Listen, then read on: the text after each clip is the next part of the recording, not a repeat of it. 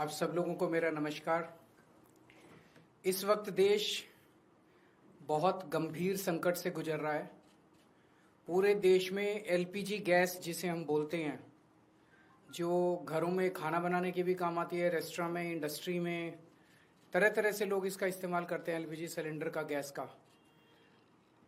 इसकी देश में भारी किल्लत हो गई है और उसका कारण है कि पूरे देश में जितनी डेली प्रोडक्शन होती है उसकी 50% प्रोडक्शन कम हो रही है, 50% प्रोडक्शन कम हो रही है।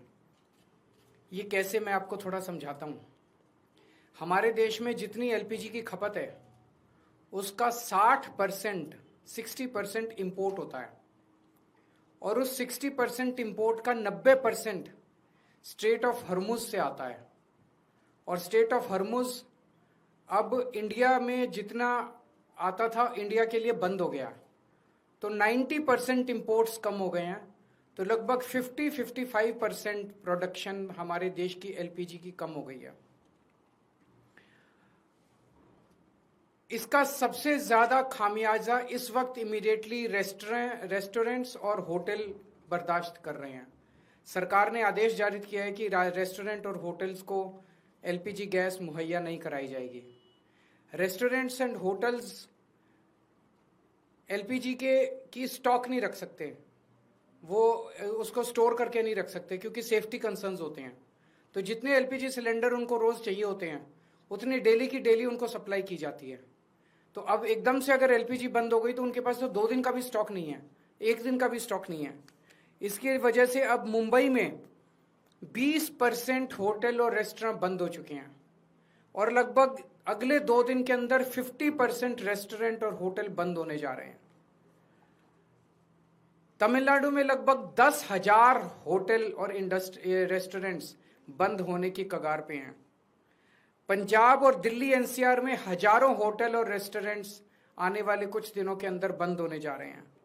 और ये पीक वेडिंग सीजन है, शादियों का सीजन है। तो मुझे लगता है अगर ये जारी रहा तो बहुत सारे लोगों को शादियां पोस्टपोन करनी पड़ेंगी। और इसी तरह की कहानियां बेंगलोर, हैदराबाद, पश्चिम बंगाल, छत्तीसगढ़, हरियाणा, बिहार, सब जगह से आ रही हैं। मोरबी जो गुजरात में है, जिसको कि टाइल इंडस्ट्री का एक तरह से कैपिटल माना गया है, वहां पे 650 इंडस्ट्रीज हैं। उनमें से 170 इंडस्ट्री बंद हो चुकी है और 1 लाख लोग बेरोजगार हो चुके हैं। पूरे देश में इससे 1 करोड़ से ज्यादा लोगों के एकदम से बेरोजगार हो जाने की आशंका है। और इतने बड़े स्तर पे अगर लोग बेरोजगार हो गए तो क्या स्थिति होगी, हम सोच सकते हैं। और पिछले दिनों में सरकार ने कॉमर्शियल भी और डोमेस्टिक भी दोनों एलपीजी के दाम काफी ज्यादा बढ़ा दिए हैं।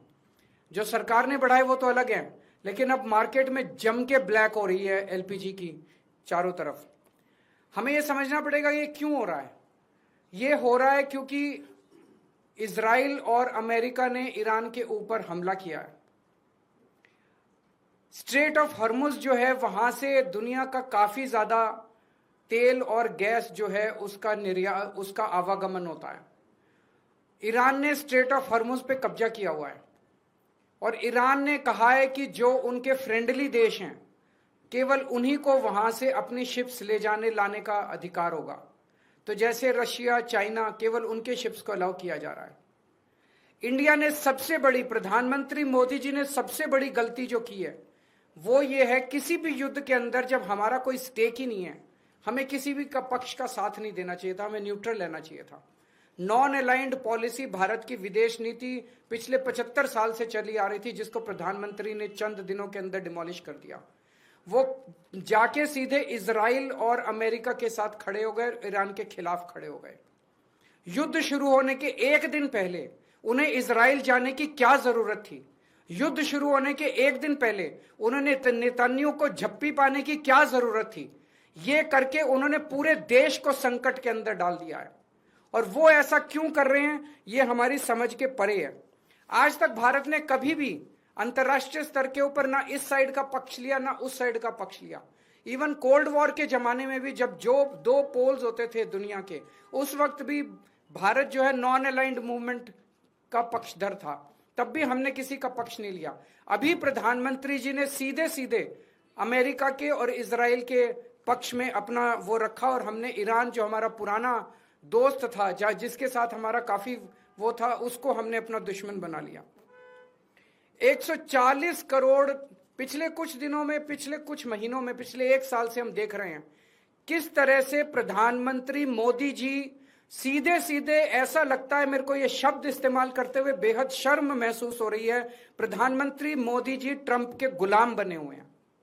140 करोड़ लोगों के इस महान देश को प्रधानमंत्री मोदी जी ने अमेरिका की कॉलोनी बना दिया। अमेरिका, हम देखते हैं जब अंग्रेज आए थे, अंग्रेजों ने भारत पे क्यों कब्जा कर लिया?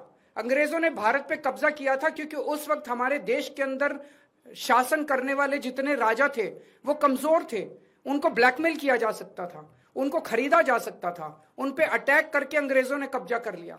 आज अमेरिका ने हमारे देश पे कब्जा कर लिया है क्योंकि एक तरह से हमारे देश का प्रधानमंत्री कमजोर है, उसको ब्लैकमेल किया जा रहा है। प्रधानमंत्री को किस वजह से ब्लैकमेल किया जा रहा है? एक एक देशवासी का खून खौल रहा है इस टाइम। जिस तरह से डेली ट्रंप और वहां के छोटे छोटे सेक्रेटरी, छोटे छोटे अदने से कर्मचारी, अफसर अमेरिका के हमारे प्रधानमंत्री का, हमारे देश का मजाक उड़ाते हैं रोज टीवी के ऊपर बैठ के। खून खौल उठता है एक भारतवासी का, खून खौल उठता है एक देशवासी का, जिस तरह से हम इतनी जिल्लत और इतनी इंसल्ट महसूस कर रहे हैं। ऐसा हमने क्या किया है? हमारा यही कसूर है कि हमारा प्रधानमंत्री एक कमजोर आदमी है। जो आदेश देते हैं ट्रंप, सर झुका के, जी हजूर करके हमारे देश के प्रधानमंत्री उसको मान लेते हैं।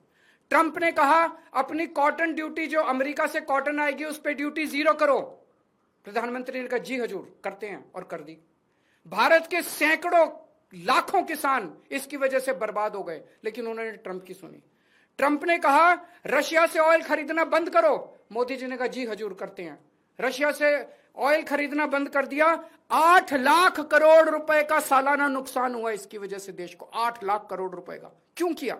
ट्रंप ने कहा जितना सामान तुम भेजोगे उस पर 18% ड्यूटी लगेगी, और जो अमेरिका से सामान इंडिया आएगा उस पर 0% ड्यूटी लगेगी। मोदी जी ने कहा जी हजूर, करते हैं, और उन्होंने कर दिया। देश के कितने कर्मचारी बेरोजगार हो गए, कितनी इंडस्ट्री बंद हो गई, लाखों करोड़ों किसानों का नुकसान हो गया। और अब उन्होंने इस युद्ध के अंदर ट्रंप का और इजराइल का साथ दिया है। हम ये जानना चाहते हैं कि प्रधानमंत्री जी की क्या मजबूरी है? कुछ तो है ट्रंप के पास, प्रधानमंत्री मोदी जी का, जिस वजह से मोदी जी इतने मजबूर हैं। ट्रंप खुलेआम कह रहा है मेरे पास मोदी जी के कुछ ऐसे राज हैं जिनको अगर मैं पब्लिक कर दूं तो मोदी जी का करियर खराब हो जाएगा। अगर मोदी जी को लगता है कि कुछ ऐसी शर्मनाक बातें हैं ट्रंप के पास जिनको पब्लिक में आने से उन्हें नुकसान होगा, वो इस्तीफा दे दें, पर देश के साथ खिलवाड़ ना करें। कोई और बच जाएगा प्रधानमंत्री। अगर उन्हें अपने जो उनके सीक्रेट्स हैं ट्रंप के पास, उसके पब्लिक होने से डर लगता है, वो इस्तीफा दे दें, पर देश को बर्बाद ना करें। 1947 में हमारा देश आजाद हुआ, उस वक्त हमारा देश इकोनॉमिकली और कई चीजों में बहुत कमजोर था। इसके बावजूद पूरी दुनिया में भारत की एक इज्जत थी, पूरी दुनिया के अंदर भारत का सम्मान होता था। 1971 में जब सीधे सीधे अमेरिका ने धमकी दी थी इंदिरा गांधी जी को, तत्कालीन प्रधानमंत्री को, कि अगर तुमने पाकिस्तान पे हमला किया तो अमेरिका भारत पे हमला कर देगा। इंदिरा गांधी ने अमेरिका की एक नहीं सुनी, हमने पाकिस्तान पे हमला करके बांग्लादेश को आजाद कराया। वो एक जमाना था जब भारत चौड़ा होकर पूरी दुनिया के अंदर चलता। आज हमारे देश के प्रधानमंत्री मोदी जी ने भारत का सर झुका दिया है पूरी दुनिया के अंदर। हम चाहते हैं कि ये पॉलिसी, फॉरेन पॉलिसी इस तरह की ना की जाए, हमें अमेरिका का गुलाम ना बनाया जाए, ट्रंप के सामने नतमस्तक ना हुआ जाए, और देश की विदेश नीति हमारे भारत के क्या इंटरेस्ट्स हैं उसके हिसाब से बननी चाहिए, ना कि प्रधानमंत्री जी की मजबूरियों और कमजोरियों की गुलाम होनी चाहिए।